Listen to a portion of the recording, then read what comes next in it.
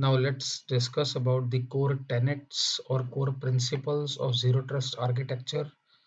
So this particular discussion is around the zero trust architecture based on the NIST official framework, which is the NIST Special Publication 800207.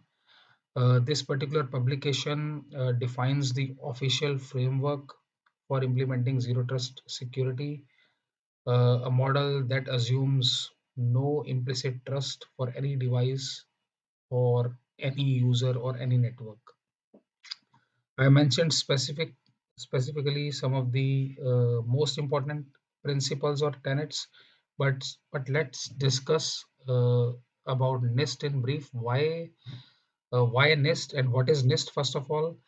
So NIST is basically a U.S. federal agency under the Department of Commerce. NIST stands for National Institute of Standards and Technology.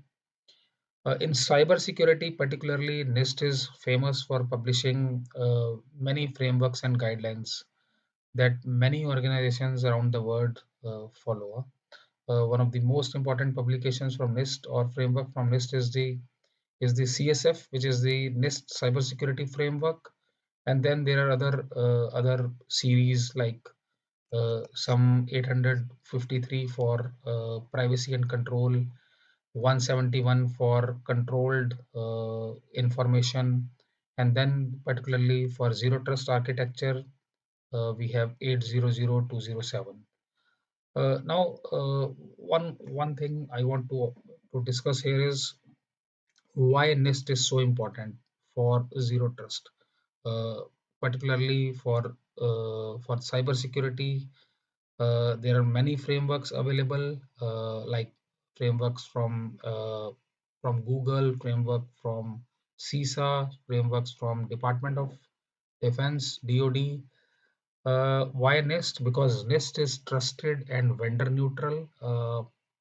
Basically, the guidance is technology agnostic, focusing on principles rather than products, so giving it more credibility worldwide. Also, it provides a structured, measurable framework.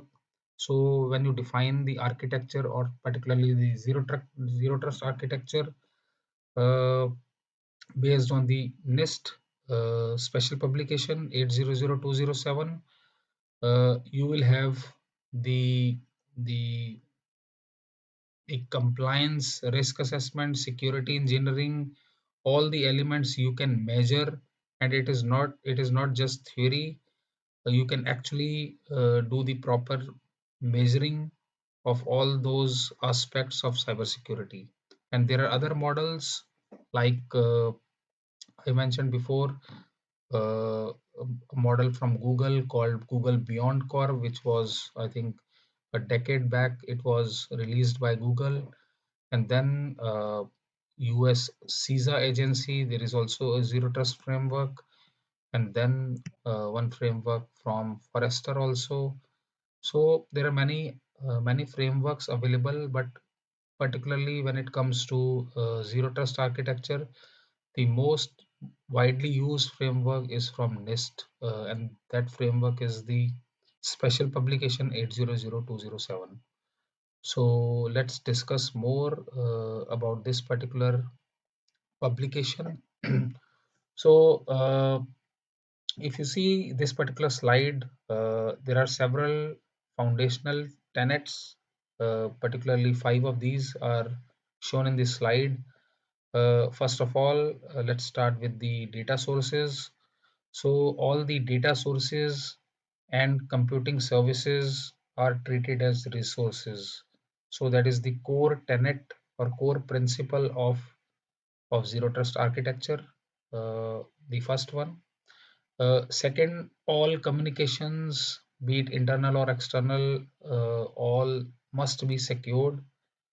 Third tenet is about the access. So access is granted on a per session basis and not like it's a permanent connection. Never. It's always on per session basis. The fourth one is access decisions. Basically, all the access decisions are dynamic and based on user identity, device posture, or context. And finally, the last one, it's the monitoring part. So organizations must continuously monitor and enforce these policies. So these principles form the DNA of a zero trust system. Let's talk about subject and resources. So to understand zero trust, you need to know two main entities, the subject and the resource. And the third one, which comes later, is the policy. But let's start with subject.